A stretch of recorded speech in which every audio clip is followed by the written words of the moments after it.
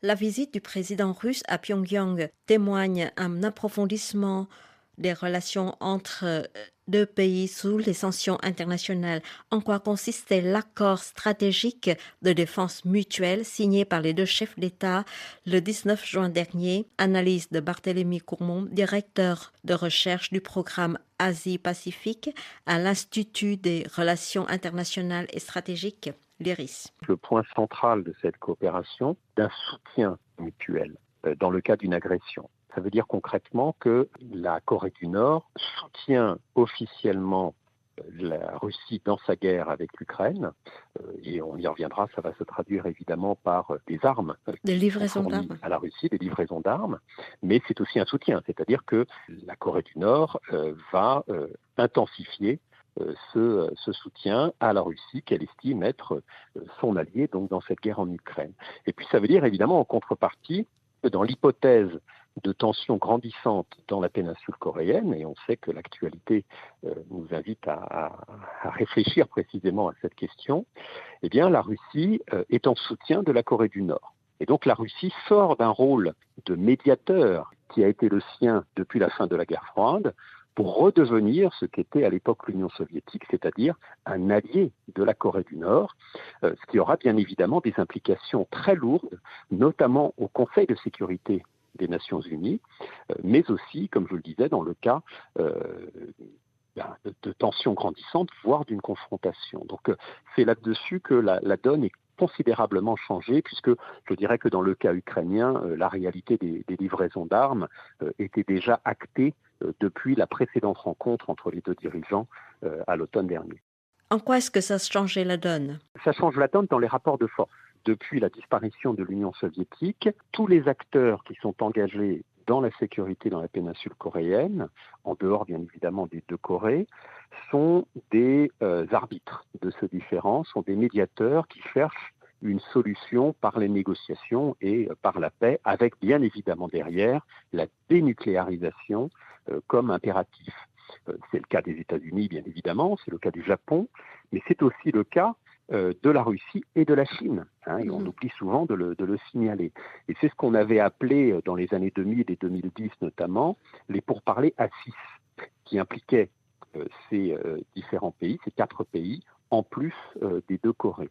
Et donc là, à partir du moment où la Corée du Nord rallie à sa cause un allié par le biais de ce partenariat stratégique, eh bien, ces efforts sont, entre guillemets, anéantis à partir du moment où la Russie va désormais soutenir cette nucléarisation coréenne. Parce que ça fait partie, immanquablement de l'équation. Dès lors qu'on a ce partenariat stratégique, de facto, la Russie soutient la nucléarisation de la Corée du Nord et donc sort de ce rôle de médiateur. Donc c'est en ce sens que ça modifie complètement la donne et ça déséquilibre la sécurité dans la péninsule coréenne. Comment est-ce que la Chine voit la montée en puissance de son protégé? Sans doute avec une certaine inquiétude, parce qu'il faut savoir que les relations entre la Chine et la Corée du Nord sont des relations qu'on qualifiera d'amicales. Vous évoquez effectivement le terme de protégé, mais la Chine n'est pas malgré tout un pays qui cautionne les gesticulations de Pyongyang, notamment dans le domaine nucléaire et balistique, puisque on sait que la Chine condamne les essais nucléaires et balistiques nord-coréens, pardon. Et puis cela s'explique aussi par les relations qui sont importantes entre la Chine et la Corée du Sud. Et donc la Chine n'est pas un pays qui est, comme on le présente peut-être parfois de manière un petit peu caricaturale, l'allié de Pyongyang, le pays qui va un petit peu se servir de Pyongyang. Non, la Chine exploite des ressources en Corée du Nord. La Chine est le seul pays à ce jour qui entretient des relations importantes avec la Corée du Nord. La Russie va prendre le relais d'une certaine manière, mais c'est un pays qui ne veut surtout pas que la Corée du Nord devienne un problème à grande échelle. Or là, c'est le cas. À partir du moment où la Russie redevient cette puissance de soutien à Pyongyang, la Chine a toutes les raisons d'en être inquiète. parce que ça provoque, comme je le disais, une déstabilisation potentielle dans la péninsule qui ne fait pas du tout les affaires du statu quo que met constamment en avant Pékin depuis la fin de la guerre froide. La Russie va-t-elle lâcher facilement ses technologies militaires de pointe en contrepartie de quelques cargaisons de munitions de la Corée du Nord? La Russie va évidemment se réjouir d'avoir quelques caisses de munitions, comme vous dites, pour pouvoir mener sa guerre en Ukraine, mais ce n'est pas avec ou sans ces munitions que le sort de la guerre va se jouer. Donc on a bien compris que pour Moscou, l'enjeu est ailleurs. L'enjeu, il est effectivement de redevenir une puissance capable de peser sur la sécurité en Asie-Pacifique, ce qui n'était plus le cas. La Russie avait perdu sa capacité d'être un acteur majeur dans cette région, au profit des États-Unis, bien évidemment, et puis de la Chine. Or là, la Russie redevient un élément potentiellement perturbateur dans la région. Et me semble-t-il, mais c'est la lecture que j'en faisais déjà à l'époque, donc à l'automne dernier, ce rapprochement avec la Corée du Nord est surtout un retour de la Russie dans cette région, avec le moyen d'exercer des pressions sur des pays qui se sont montrés très sévères vis-à-vis de la Russie depuis le déclenchement de l'invasion en Ukraine, la Corée du Sud et le Japon.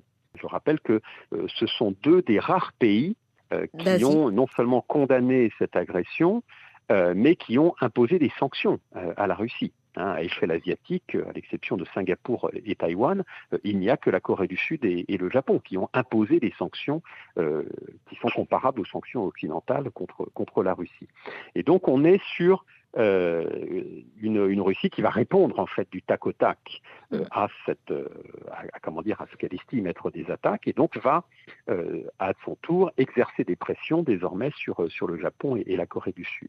Et c'est tout le problème. À partir du moment où la Corée du Nord a maintenant un allié susceptible de lui fournir de la technologie, parce qu'on parle bien effectivement ici de transfert technologique. Alors au départ, on évoquait le spatial, mais forcément quand on parle spatial, on parle balistique, donc ça va avoir aussi des retombées militaires, et là c'est clairement ce qui pose problème avec ce partenariat stratégique, donc le volet militaire. La Corée du Nord va devenir un perturbateur plus crédible vis-à-vis de la Corée du Sud et du Japon. Et donc derrière, c'est effectivement cette main russe qui va exercer des pressions sur les partenaires régionaux. Qu'en est-il du volet économique entre la Corée du Nord et la Russie? Alors, volet économique, très certainement.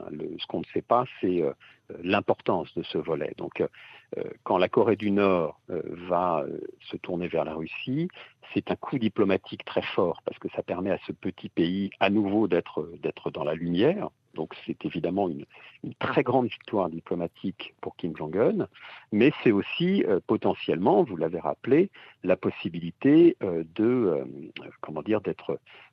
moins aux abois économiquement avec un soutien et notamment même un soutien en nourriture, puisqu'on sait que la Corée du Nord est un pays qui reste confronté à d'immenses défis du fait de son incapacité à nourrir sa population, et puis les sanctions viennent aggraver ce phénomène. Donc c'est évidemment aussi quelque chose dont il faut tenir compte dans la démarche côté nord-coréen, qui consiste à se dire on a besoin finalement d'un autre partenaire parce qu'actuellement on est dépendant totalement de la Chine, et donc on est dépendant du bon vouloir de la Chine. Et la Chine ne veut pas, comme je le disais, des tensions intercoréennes trop fortes, et la Chine peut faire pression sur la Corée du Nord. À partir du moment où il y a une alternative qu'offre la Russie, eh bien, la Corée du Nord va être aussi en position de force vis-à-vis de son voisin et partenaire chinois pour dire attention, vous ne pouvez pas dicter notre conduite puisque nous avons aussi la Russie qui peut nous apporter un soutien économique et surtout alimentaire. Donc c'est quelque chose qui va être là encore très déstabilisant potentiellement, mais il est évident que côté nord-coréen, je dirais que la priorité absolue, c'est la relance de l'économie qui n'allait pas trop mal avant le Covid, ou en tout cas qui allait bien mieux que les décennies passées, mais qui a essuyé un ralentissement brutal avec le Covid. Donc ça, c'est essentiel, relance de l'économie, et puis ce défi alimentaire qui est permanent. Merci infiniment, Monsieur Courmont, d'avoir accepté notre invitation.